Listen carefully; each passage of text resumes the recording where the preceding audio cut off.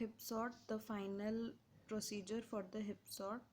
The input is the array A that will have the elements that are to be sorted. So first step is to build a heap. So BuildHeap function, as we have studied earlier, its time complexity is big of n.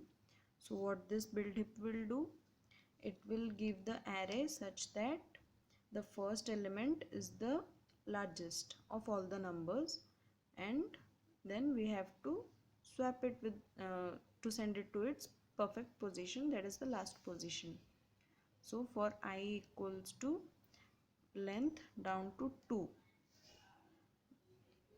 we will start from whole length down to 2, because we have to swap it, and then ultimately only one element will be left, which is at its real position. It is the smallest element that will be returned by the uh, maxHeapify function, or the maxHeapify function at the last. So down to 2, we no need it, there is no need of taking it to 1.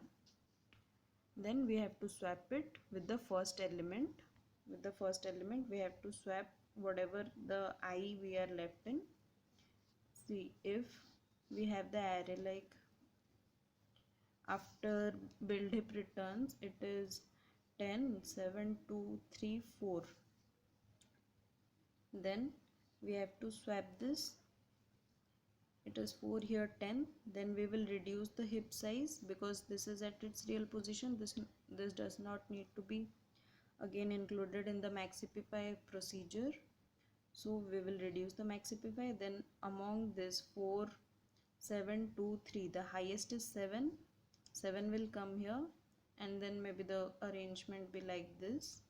We have to exchange this, then reduce the maxHeapify, reduce the heap size, and then again do maxHeapify. So here is the procedure. We have to swap every time, and then reduce the heap size, and then call the maxHeapify procedure at the ith index, whatever is the ith index. So the time complexity for HeapSort, this will take big of n, we have studied earlier, and then this will run for n minus 1 times, because from length down to 2 we are not including 1, therefore n minus 1 times. And then swap, it will take constant time. Decreasing heap size, it will also take constant time. And maxHeapify procedure, it will take log n base 2. So we have to add all this, like here we have added, and then by definition of big O, this thing is less than equals to some constant, adjusting constant into n, and here also the same thing we have to do. Then we have simplified, opened the brackets, and we have separated the constants n and log n function variables part separately.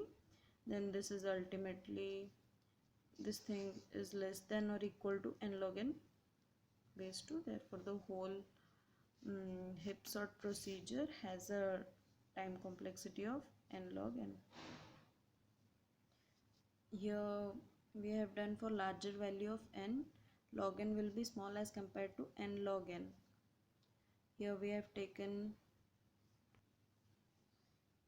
this thing, these are subtracted, therefore this thing is less than this thing. Here there is no subtracting term, therefore this term is greater than the previous term. Thank you.